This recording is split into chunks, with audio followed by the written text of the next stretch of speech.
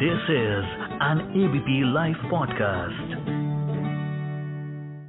बात बजट की लगातार कई दिन से हो रही है एबीपी लाइव पॉडकास्ट पर। और आज भी बजट स्पेशल एफआईआई में हम बजट के एक और पहलू को समझने की कोशिश करेंगे। हेलो, मैं मानसी हूं आपके साथ एबीपी लाइव पॉडकास्ट पर, जहां मेरे साथ बजट स्पेशल एफआईआई में जुड़े हैं Vipul Mathur, economist and professor from IIM Calcutta. Welcome to ABP live podcast sir. Hi Mansi, thank you so much. मेरी तरफ से आपको, आपकी टीम को और आपके सुनने वालों को गणतंत्र दिवस की बहुत बहुत शुभकामनाएं। शुक्रिया सर, आपकी विशेष के लिए बहुत बहुत शुक्रिया। तो बात करेंगे आज हम बजट के ही बारे में and all about economic survey, जिसमें सबसे पहले जो आपसे जानना चाहूंगी वो यही कि आप बताएं कि ये इकोनॉमिक सर्वे होता क्या है, कौन इसे बनाता है, कब ये रिलीज होता है, बजट से इसका क्या रिश्ता है। Thank you Mansi. Economic survey एक बहुत ही इम्पोर्टेंट डॉक्यूमेंट है जो बजट के साथ आता है। अभी आजकल जो है और इन द रिसेंट ईयर्स ये बजट से एक दिन पहले आता है। जब ये शुरुआत हुई थी तब ये बजट के साथ ही आता है। ओके। बहुत इम्पोर्टेंट डिफरेंसेस हैं इकोनॉमिक सर्वे में और बजट में।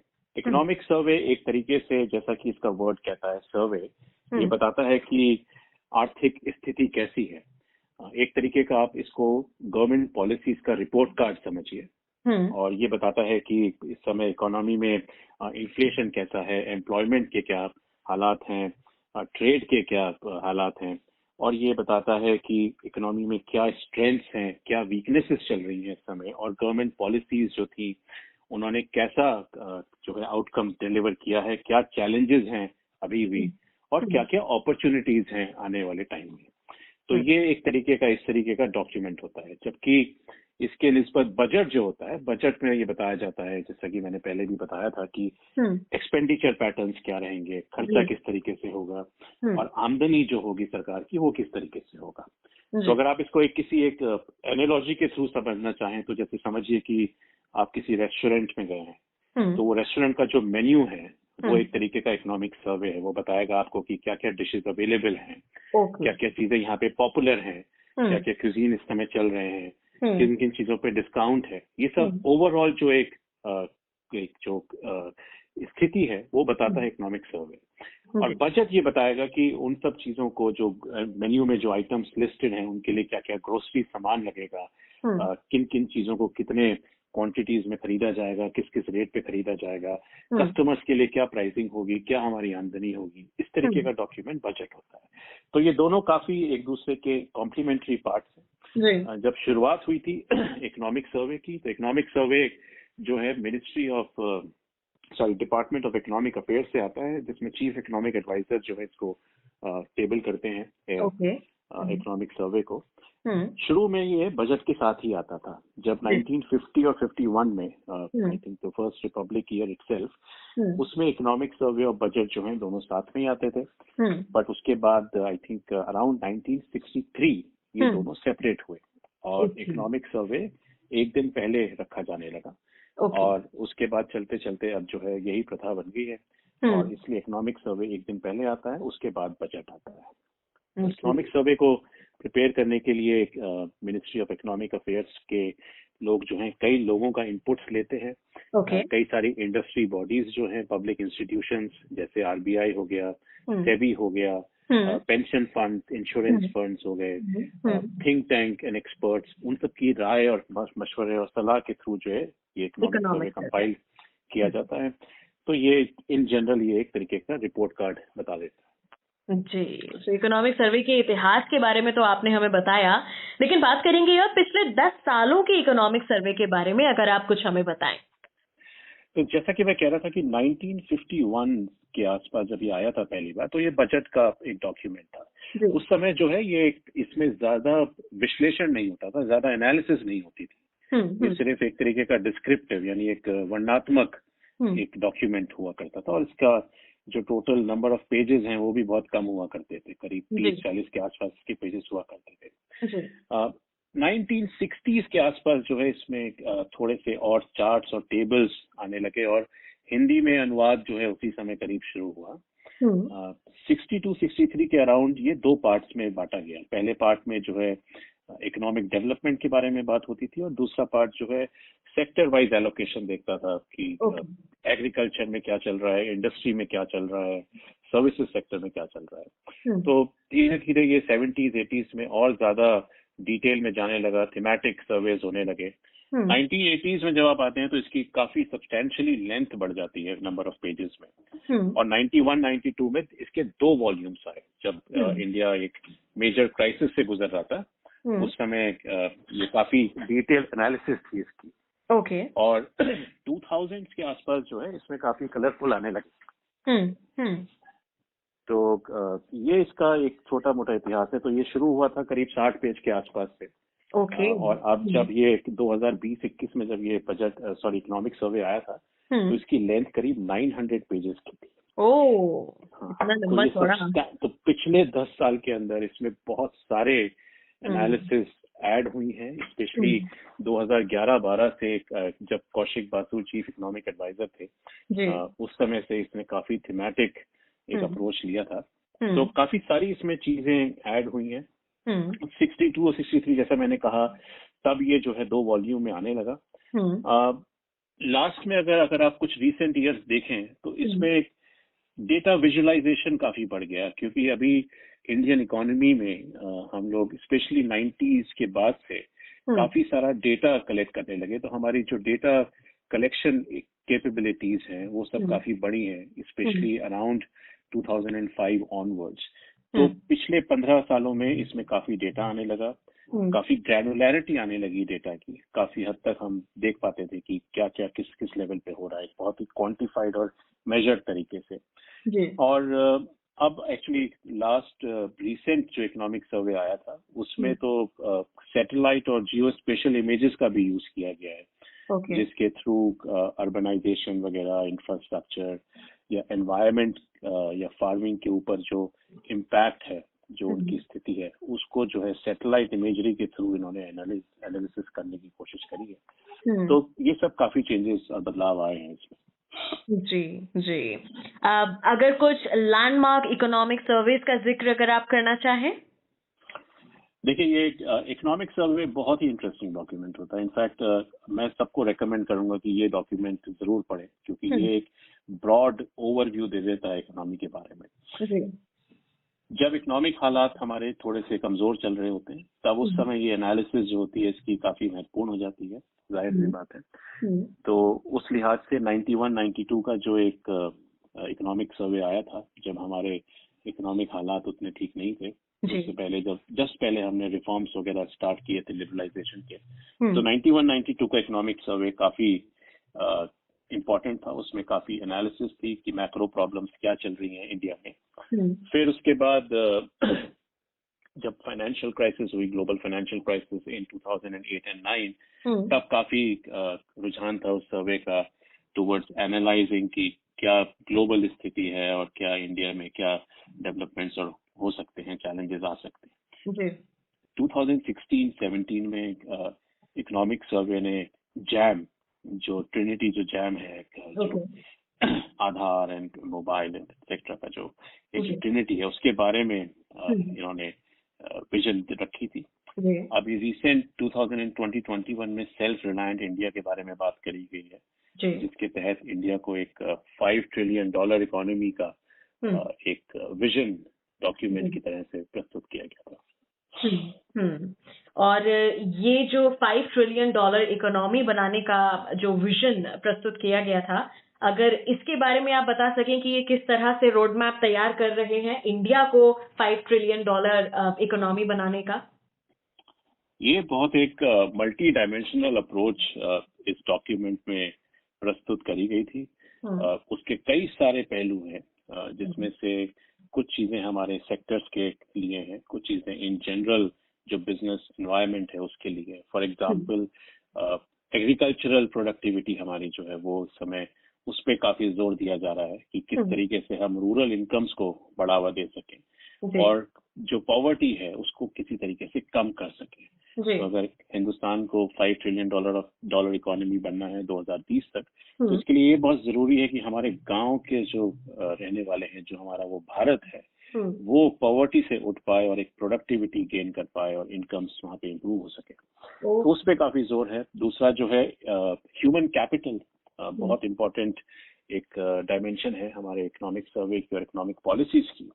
आपको पता होगा कि हमारा देश जो है जिसमें युवाओं की जो गिनती है वो बहुत ज्यादा है।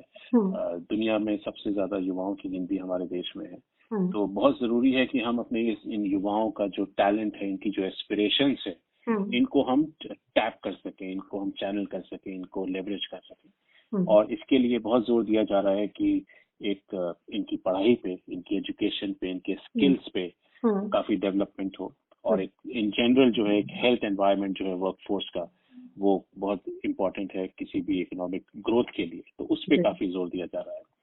फिर इंफ्रास्ट्रक्चर तो हम देख ही रहे हैं कि किस तरह से पिछले कई सालों में इंफ्रास्ट्रक्चर पे काफी एक्सेलरेटेड तरीके से डेवलपमेंट हुआ है। ये फिजिकल इंफ्रास्ट्रक्चर हो गया, जैसे ट्रांसपोर्टेशन हो गया, एनर्जी हो गया, हाउसिंग हो गया, ये सब पे काफी जोर दिया गया है ताकि इकोनॉमी जो है एक हायर ग्रोथ पे जा सके। और एक लार्जली जो है बिजनेस एनवायरनमेंट, उस पे काफी जोर दिया जा रहा है, जिसके तहत जो है एक सर्वे होता है एक ईज ऑफ डूइंग बिजनेस, वहाँ पे एक प्राइवेट बिजनेस करना कितना आसान है किसी कंट्री में। तो उस चीज को इम्प्रूव करने के लिए जैसे रेड टेप कम करा जाए, ब्यूरोक्रेसी कम करी जाए, इन्वेस्टमेंट कैसे अट्रैक्ट किया जाए, इंस्टीट्यूशंस कैसे स्ट्रेंथन किए जाएं, क्योंकि कहीं किसी भी मुल्क का जो एक कोर होता है वो उसके इंस्टीट्यूशंस होते हैं, रेगुलेटरी बॉडीज होती हैं, कोर्ट सिस्टम होता है, एक्सेट्रा। एक ट्रांसपेरेंट बिजनेस एनवायरनमेंट क्रिएट किया जाए, तो उन सब चीजों पे भी बहुत जोर है। फिर लास्ट अभी रिसेंटली आपने ये भी देखा है कि एक डिजिटलाइजेशन पे काफी जोर दिया गया। इनफैक्ट इंडिया जो है डिजिटली बहुत डेवलप्ड कंट्रीज में गिना जाता है। आपको अगर मैं बताऊं तो अगर आप यूरोप जाएंगे जैसे, तो वहाँ पे अभी भी जैसे कैश काफी यूज होता है वहाँ पे। पर हमारे यहाँ पे अगर आप देखें तो हमारे यहाँ पे स्ट्रीट वेंडर्स से लेके बड़े शोरूम तक आप जो है डिजिटली पेमेंट कर सकते हैं। तो जो यूरोपियंस जो अगर कोई यहाँ पे आता है तो वो काफी सरप्राइज हो जाते हैं, क्योंकि उनको उतना डिजिटलाइजेशन की वहाँ पे अनुभव नहीं है अपने देशों में। तो हम लोग डिजिटली काफी डेवलप्ड हो गए। इसके पीछे कई सारे जो है रीजंस रहे हैं कि चीप इंटरनेट अवेलेबिलिटी हुआ है, मोबाइल पेनिट्रेशन काफी बड़ा है, और ऑब्वियसली डीमोनेटाइजेशन जो हुआ था उसने काफी एक पुश दिया था digital. And corona also, I think corona भी जो एक बड़ा रीजन रहा कि सब लोग डिजिटल पे स्विच करने लगे। जी, तो वो डिजिटलाइजेशन जो है एक मॉडर्न इकोनॉमी की पहचान है, उसकी निशानी है वो। तो डिजिटलाइजेशन पे काफी जोर दिया जा रहा है। इसके अलावा हम लोग हमेशा से एक्सपोर्ट्स ओरिएंटेड तो रहे हैं, हमेशा ये चाह रहा है कि हम लोग एक्सपोर्ट्स बढ़ाएं, पर इसके साथ साथ हमने एक सेल्फ रिलायंस की तरफ भी अब जोर देना शुरू किया है। मेक इन इंडिया जो अप्रोच है वो इसी अप्रोच का एक हवाला देती है कि हम लोग अब खुद से जो है इनोवेशन के थ्रू, टेक्नोलॉजी के थ्रू एक बहुत ही हाई क्वालिटी इंडिजिनस प्रोडक्ट्स बना रहे हैं, जिसके थ्रू हमारा लोकल एम्प्लॉयमेंट काफी बढ़ेगा और ग्रोथ सपोर्ट होगी। तो लार्जली ये plus just in general governance काफी इंप्रूव करना चाह रहे हैं, सिस्टम में एफिशिएंसी लाना चाह रहे हैं जो बिजनेस एनवायरनमेंट को भी अट्रैक्ट करेगी, और इससे फिर जो है फॉरेन इन्वेस्टमेंट भी अट्रैक्ट होता है, जाहिर सी बात है।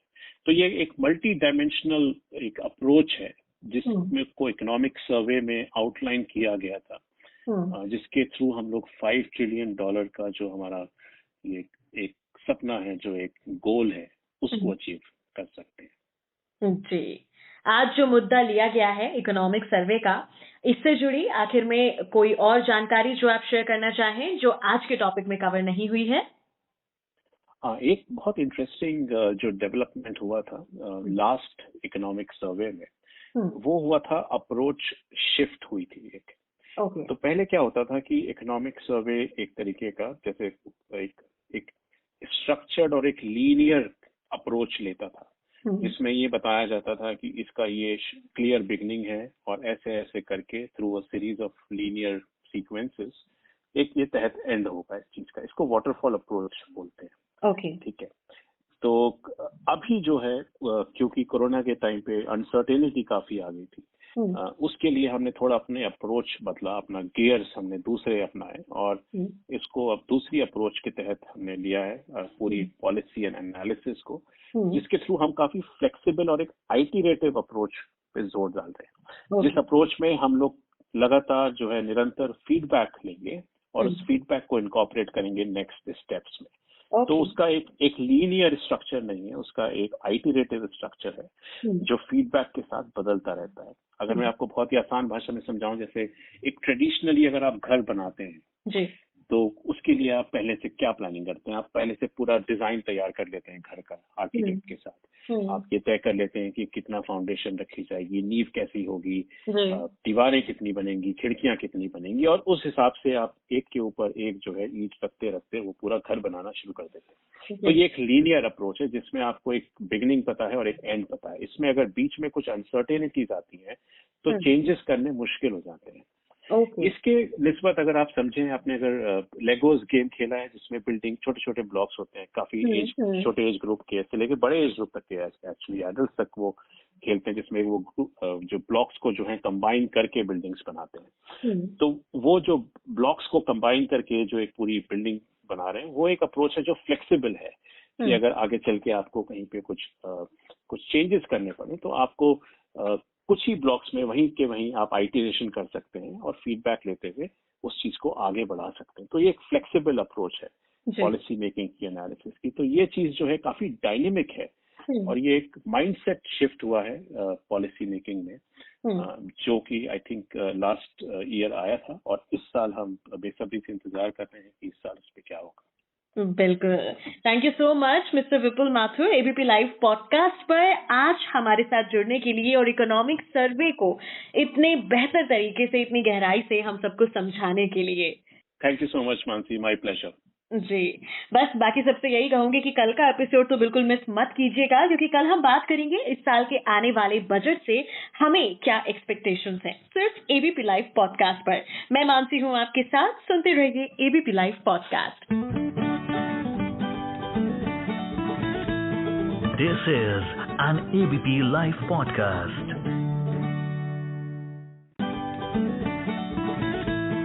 This is an ABP Live podcast.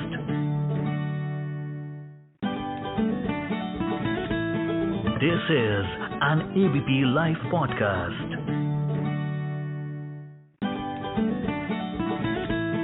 This is an ABP Live podcast.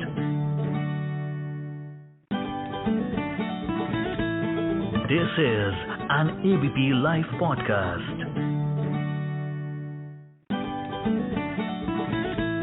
This is an ABP Live podcast.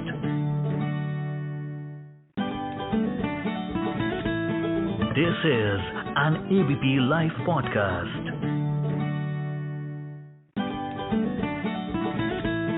This is an ABP Live podcast.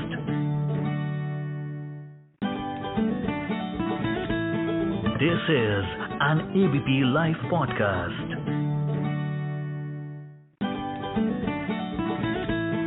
This is an ABP Live podcast.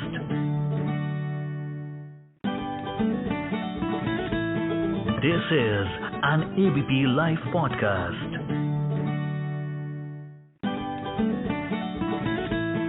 This is an ABP Live podcast.